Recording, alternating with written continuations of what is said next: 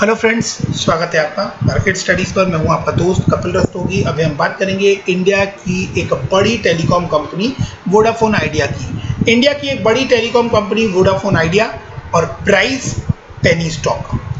ऐसा नहीं है कि वोडाफोन आइडिया जो है वो हमेशा ही पेनी स्टॉक पर ट्रेड करता था। किसी समय इसने 120 प्लस के लेवल भी टच किए थे। 2015 में ये शेयर जो है ये आपको 120 प्लस के लेवल पर ट्रेड करता हुआ भी दिखाई दिया था। एक समय था 2008 में जब ये 20 रुपए के आसपास ट्रेड किया करता था, और 2015 में ये शेयर जो है ये 125 रुपए के लेवल को टच करता हुआ दिखाई दिया था। तो 20 रुपए से लेकर 125 रुपए तक का लेवल इसने टच किया था, लेकिन अभी करंटली आपको पेनी स्टॉक पर ट्रेड करता हुआ नजर आ रहा है। कुछ बड़ी खबरें, कुछ बड़ी बातें हुई जिस वजह से ये 120-25 रुपए से आज आपको 8-8.5 रुपए के ऊपर ट्रेड करता हुआ नजर आ रहा है। वो बड़ी बातें थी कि 2016 में जियो का लॉन्च हुआ और पूरी मार्केट टेलीकॉम कंपनी का पूरा जो सिनेरियो है वो चेंज होता हुआ नजर आया, और सब्सक्राइबर तेजी से मूव करने लगे एयरटेल और वोडाफोन आइडिया और दूसरी कंपनीज। वोडाफोन और आइडिया अलग अलग कंपनीज थे तब, और सभी के सब्सक्राइबर जो है वो जियो की तरफ मूव करने लगे। एक और बड़ी घटना जो है वो टेलीकॉम कंपनीज के साथ हुई, और वो हुआ AGR केसेस का फाइल होना, यानी एग्रीगेट ग्रॉस रेवेन्यू के ऊपर एक केस फाइल हुआ, बड़ा केस, जिसमें कई हजार करोड़ के चार्जेस जो है वो टेलीकॉम कंपनीज के ऊपर डाले गए, और जिसकी वजह से आपको इन कंपनीज के अंदर जो है इतनी बड़ी तबाही होती हुई इस कंपनी के अंदर आपको देखने को मिली। तो काफ़ी ऊपर के लेवल से ये शेयर जो है यह भी आपको पेनी स्टॉक पर काम करता हुआ नजर आ रहा है। बट एक साल का पीरियड अगर हम देखें तो इस शेयर ने तकरीबन 4 रुपए के लेवल से लेकर आप यहाँ देख सकते हैं कि 12 रुपए के लेवल तक ये एक ही क्वार्टर के अंदर गया था, यानी इसने आपके पैसे को तकरीबन 3 गुना कर दिया था एक ही क्वार्टर में। तो पेनी स्टॉक का ये एक बेनिफिट भी है, और नुकसान ये है कि ये बहुत ही रिस्की शेयर होते हैं। तो मैं यहाँ आपको किसी भी तरह की बाइंग या सेलिंग रिकमेंड नहीं करने वाला हूँ अनटिल आप ये पूरा वीडियो इत्मीनान से देख लें। तो ये शेयर आपको एक क्वार्टर के अंदर 12 रुपए जाता हुआ नजर आया, उसके बाद आपको तमाम उतार चढ़ाव देखने को मिले, और उसके बाद ये शेयर 14 रुपए तक भी आपको जाता हुआ नजर आया। फिर से आपको ये शेयर गिरता हुआ नजर आया। उसका कारण क्या है? बड़े कारणों में एक कारण था कि AGR के ऊपर आप यहाँ पे देख सकते हैं कि ये शेयर जो है ये आपको जनवरी में 13.65 यानी 14 के ऊपर जाता हुआ दिखाई दिया। जनवरी के बाद से आपको कोरोना के केसेस में कुछ कमी आती हुई दिखाई दी। AGR ड्यूज को लेकर इन्होंने जो है केस फाइल किया था, उसको लेकर डेट्स निकलनी शुरू हुई, और ये उम्मीदें भी बनना शुरू हुई कि वहाँ पर इनको शायद इनकी सुनवाई हो और उससे इनको कुछ फ़ायदा होता हुआ दिखाई दे। और उसके बाद एक बड़ी न्यूज़ निकल कर आई 16 मार्च को। उसमें कहा गया कि AGR case highlights supreme court hearing of Airtel VI plea over recalculation likely to be adjourned. तो ये बड़ा फैसला जो इन्होंने रीकैलकुलेशन के लिए प्ली फाइल किए थे सभी टेलीकॉम कंपनीज ने, इसके ऊपर एक सुनवाई होनी थी, और वो सुनवाई जो है वो एडजर्न होती हुई दिखाई दी, जिसकी वजह से इसके शेयर के ऊपर वापस आपको एक बड़ा प्रेशर आता हुआ दिखाई दिया। और अभी उसको लेकर कोई और अपडेटिंग न्यूज़ या फिर नेक्स्ट हियरिंग डेट जो है वो भी अभी तक सुनाई नहीं दी है। ऐसे में 10 साल के अंदर इनको ये पैसा पे करना है, जो है AGR ड्यूज इनको पे करने पड़ेंगे। अब आगे क्या पोजीशन बन रही है वोडाफोन आइडिया में? जो लोग इंटरेस्टेड हैं, जिन लोगों ने वोडाफोन आइडिया के शेयर में इन्वेस्ट किया हुआ है, उनके लिए भी ये वीडियो बहुत ज़्यादा ज़रूरी हो जाता है, और जिन लोगों को आगे इसके अंदर किसी तरह का इंटरेस्ट जाग रहा है उनके लिए भी ये वीडियो बहुत ज़्यादा जरूरी हो जाता है। तो वोडाफोन आइडिया ने कुछ स्पेक्ट्रम की बिड्स भी जीती, कुछ बड़े कदम भी उठाए, बट इनका जो मेन सबसे बड़ा कोर इस समय फोकस एरिया है वो है ये किस तरह से फंड रेजिंग करेंगे। इनको कैपिटल चाहिए एट एनी कॉस्ट, कैपिटल चाहिए ही चाहिए, चाहे किसी भी वे में, क्योंकि विदाउट कैपिटल वोडाफोन आइडिया का शेयर अब आपको आगे बढ़ता हुआ दिखाई नहीं दे सकता। एक बड़ी टेलीकॉम कंपनी है, एक जायंट कंपनी है और इसका फ्यूचर जो है वो अभी भी बहुत ज़्यादा ग्रेट हो सकता है। यहाँ पे इस न्यूज़ में देख सकते हैं, ये 25 अप्रैल की न्यूज़ है, यानी आज ही की न्यूज़ है। BSNL, Vodafone idea still have a great future in India. ऐसा क्यों कहा जा रहा है उसको मैं आप लोगों को समझाने की कोशिश करता हूँ। BSNL और वोडाफोन आइडिया का फ्यूचर इसलिए ग्रेट है क्योंकि आपके सर पर वापस से लॉकडाउन की तलवार लटकती हुई नजर आ रही है।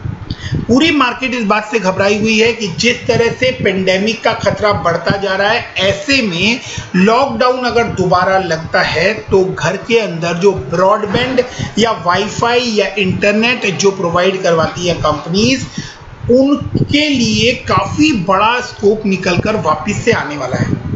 दूसरी इंपॉर्टेंट बात कि शहरों में, छोटे शहरों में, सब सिटीज़ और सब सिटीज़ के अंदर काफ़ी कंपटीशन है एयरटेल, जियो, वोडाफोन, BSNL और अदर जो लोकल प्रोवाइडर्स हैं उनके बीच। बट रूरल एरियाज़ की तरफ अगर बात करें तो अभी भी स्टिल 5G आने की बात होने के बावजूद भी 4G भी अभी इंडिया के रूरल एरिया, जो इंटीरियर एरियाज हैं, वहाँ तक 4G नेटवर्क प्रॉपर वे में नहीं पहुँचा है, जिसको लेके बहुत बड़ी संभावनाएं जताई जा रही है कि काफ़ी बड़ी मार्केट ओपन है। अगर ये कंपनी जो है ये ट्राई करें तो अभी भी बहुत बड़ा स्कोप है जो इनको कमाकर, जो जहाँ से वोडाफोन आइडिया को कमाई होती हुई दिखाई दे सकती है। तो इन सभी चीज़ों के लिए जो मेन इम्पॉर्टेंट पार्ट है वो है कि वोडाफोन आइडिया को पैसे चाहिए। 4G penetration not there yet, तो India has a very huge population. The country already has millions of 4G customer, but there is scope for telecos to add more soon. तो net और net अगर मैं आप लोगों को समझाने की कोशिश करूं तो इंडिया जो है वो 2G से 3G और 3G से 4G की तरफ शिफ्ट करती हुई कंट्री नज़र आ रही है। ऐसे में अगर हम बिजनेस एस्टिमेशन कैलकुलेट कर देखें तो अभी भी स्टिल BSNL और वोडाफोन जैसी कंपनियों के पास बहुत बड़ा स्कोप है कि वो अपने मार्केट को एक्सपेंड कर सकते हैं। हालांकि वोडाफोन आइडिया बहुत ही बुरे दौर से गुजर रहा है और बहुत पीछे के कुछ क्वार्टर्स में उसने सब्सक्राइबर ऐड करने के बजाय सब्सक्राइबर लूज किए।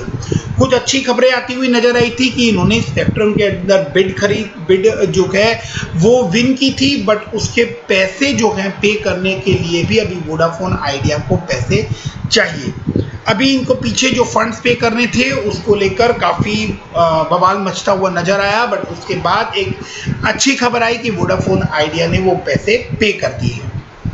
अब वोडाफोन आइडिया के पास कौन कौन से तरीके हैं जिसकी वजह से वोडाफोन आइडिया जो है वो पैसे अपने अर्न कर सकता है, फंड रेज कर सकता है, पैसे बना सकता है, रेवेन्यू बेसिकली वोडाफोन आइडिया की बूस्ट होनी चाहिए। तो उसके कौन कौन से तरीके हैं? वोडाफोन आइडिया फिलहाल इंटरप्राइज सॉल्यूशंस के ऊपर फोकस करता हुआ नजर आ रहा है। जैसे जियो है, जैसे भारती एयरटेल है, ऐसे ही वोडाफोन के पास भी एक ब्रॉडबैंड कंपनी है। बहुत लोगों को नहीं भी पता होगा तो उनके लिए मैं बता दूं, for the unaware, Vodafone idea के पास एक ब्रॉडबैंड कंपनी है जिसका नाम है यू ब्रॉडबैंड, बट वो पुणे की कुछ सिटीज़ के अंदर ही अनलिमिटेड डाटा प्रोवाइड करती है और पुणे के बाहर वो 60 Mbps के साथ अनलिमिटेड डाटा प्रोवाइड कर रही है। तो ऐसे में अगर अपनी इस कंपनी को ये बूस्ट करते हैं, आगे बढ़ाते हैं, तो इनकी जो कंपनी है यू ब्रॉडबैंड, ये यू ब्रॉडबैंड इनके लिए रेवेन्यू जनरेशन का काम करती हुई नज़र आ सकती है। मैं आपको संभावनाएं बताने की कोशिश कर रहा हूं जहां से अभी स्टिल चांस है कि वोडाफोन आइडिया जो है, जो कि एक जायंट प्लेयर है, एक बड़ा प्लेयर है, वो किस तरह से अपनी रेवेन्यू को बूस्ट करता हुआ नज़र आ सकता है। तो वीडियो में मैं आप लोगों को एक और इम्पॉर्टेंट पार्ट यहाँ पर बताना चाहता हूँ जिसके बाद आप लोगों को इस शेयर के अंदर वापस से एक तेजी बनती हुई दिखाई दे सकती है। तो बहुत सारी सिटीज में स्टिल अभी चांसेस है, ऐसा मैंने आप लोगों को बता दिया। और यू ब्रॉडबैंड को ये इस कंपटीशन के लिए यूज कर सकते हैं। यू ब्रॉडबैंड जो है वो एक सब्सिडरी कंपनी है वोडाफोन आइडिया की। तो वोडाफोन आइडिया की एक सब्सिडरी कंपनी यू ब्रॉडबैंड अगर ये इस कंपनी को इम्प्रूव करते हैं, कॉम्पिटिटिव प्राइसिंग लेकर आते हैं और अच्छे डाटा पैकेज अनाउंस करते हैं, तो अभी जो कंडीशन चल रही है ऐसी कंडीशन में वोडाफोन आइडिया की रेवेन्यू बूस्ट होती हुई दिखाई दे सकती है। अब जो मेन न्यूज़ है वो मैं आप लोगों के साथ शेयर करता हूँ।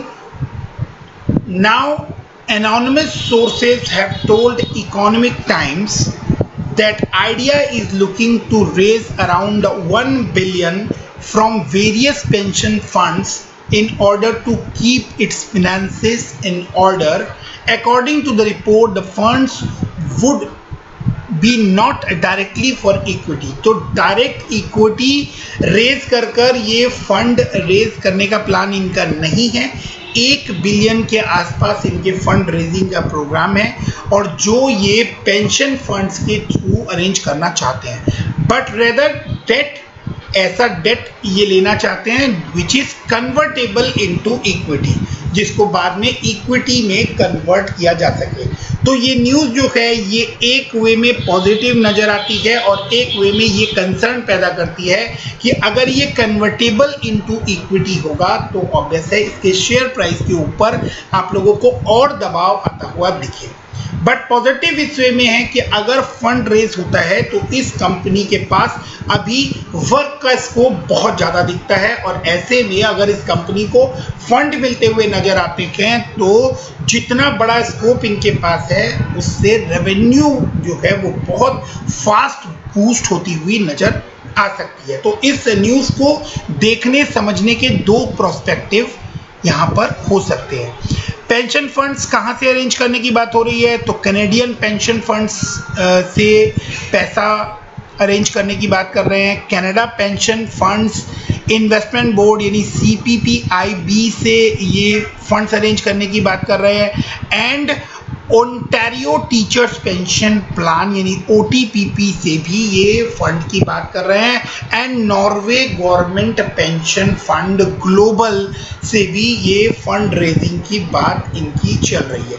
तो काफ़ी बड़े लेवल पर ये बहुत एफर्ट्स करते हुए नज़र आ रहे हैं और इस तरह से ये अपने फंड रेजिंग का प्लान स्टार्ट कर रहे हैं। मार्च तक इन्होंने 333 मिलियन की हाइब्रिड सिक्योरिटीज सेल करने का प्लान किया था फॉरेन फंड्स के लिए, बट उसको फिलहाल इन्होंने साइड कर दिया है, saying it was prepared to borrow the capital instead. लेकिन कैपिटल जो है उसकी रेजिंग का प्रोग्राम अभी भी वोडाफोन आइडिया ने स्टार्ट रखा हुआ है और वो डिफरेंट पेंशन फंड्स के साथ प्लानिंग कर रहे हैं कि तकरीबन 1 बिलियन फंड जो है वो ये अरेंज कर सकें। अनटिल ये बात पूरी तरह से क्लियर हो जाए कि इनके फंड्स को लेकर क्या पोजीशन बैठती है, जो लोग इस शेयर में ऑलरेडी इन्वेस्टेड हैं या जिन लोगों को फर्दर इस शेयर के अंदर कुछ इन्वेस्टमेंट करनी है, उनको इस न्यूज़ के ऊपर बहुत ही बारीकी से नज़र बना के रखनी होगी। With A shrinking subscriber base and potential lockdown on the horizon, it looks tough times are set to continue for Vodafone Idea। तो आने वाले समय में जिस तरह से लॉकडाउन लगने की चांस है और ऐसे में अगर Vodafone Idea customer base lose करता है तो ये इसके लिए एक मुसीबत की बात होगी, एक टफ टाइम होगा। लेकिन यहाँ पर ये एक इम्पॉर्टेंट चीज़ है, वोडाफोन आइडिया अभी फ़िलहाल आपको कस्टमर बेस खोता हुआ नज़र आ रहा है, लेकिन अगर वो फंड रेज करने में कामयाब हो जाते हैं तो यहाँ से बाउंस बैक की बहुत अच्छी चांसेस बनती हुई भी नज़र आ सकती है। जिस तरह से लॉकडाउन की बातें चल रही हैं, अगर ऐसे में ये फंड रेज करते हैं और वो फंड जो है वो इनको टाइम पर मिल जाता है तो ये इनके लिए फ़िलहाल इस कंपनी के लिए एक तरह से संजीवनी बूटी का काम करता हुआ नज़र आएगा और इस कंपनी के अंदर आपको जान लौटती हुई नज़र आएगी, क्योंकि स्कोप अभी बहुत ज़्यादा है, अभी काम इनको बहुत सारा मिल सकता है। इनके पास ऑलरेडी ब्रॉडबैंड एक ऑलरेडी यू ब्रॉडबैंड के नाम से कंपनी है, जैसे मैंने आप लोगों के साथ अभी डिटेल में डिस्कस किया। सिर्फ रिक्वायरमेंट है फंड्स की, और फंड्स के लिए इन्होंने Canada, Norway, Ontario, teachers plan, ऐसे करके बहुत सारे जो पेंशन फंड्स के प्लान हैं उनसे इन्होंने बातें की हैं। तो आने वाले टाइम में ये किस तरह से चेंज होता हुआ नज़र आता है और किस तरह से चीज़ें टर्नअप लेती हैं, उसके ऊपर नज़र बना के रखनी होगी। एजीआर को लेकर अगर कोई बड़ा फैसला निकल कर आता है, ये एजीआर रिकैलकुलेशन को लेकर सुप्रीम कोर्ट में वापस सुनवाई होती है, तो उसका भी एक बड़ा इम्पैक्ट इस शेयर के ऊपर पड़ता हुआ नज़र आ सकता है। तो उसके ऊपर भी शेयर होल्डर्स को नज़र बना के रखनी चाहिए। तो जैसे ही इसके अंदर जो डेवलपमेंट होगी वो नेक्स्ट टाइम मैं आप लोगों के साथ शेयर करूंगा। वीडियो को यहाँ तक देखने के लिए थैंक यू वेरी मच। और इसी तरह के इम्पोर्टेंट कंटेंट जो है वो आगे भी देखने के लिए आप चैनल को सब्सक्राइब करके रख सकते हैं। अदरवाइज वीडियो को यहाँ तक देखने के लिए thank you very much. Keep investing, stay safe, अपना और अपने परिवार का पूरा ध्यान रखिए। Thank you very much.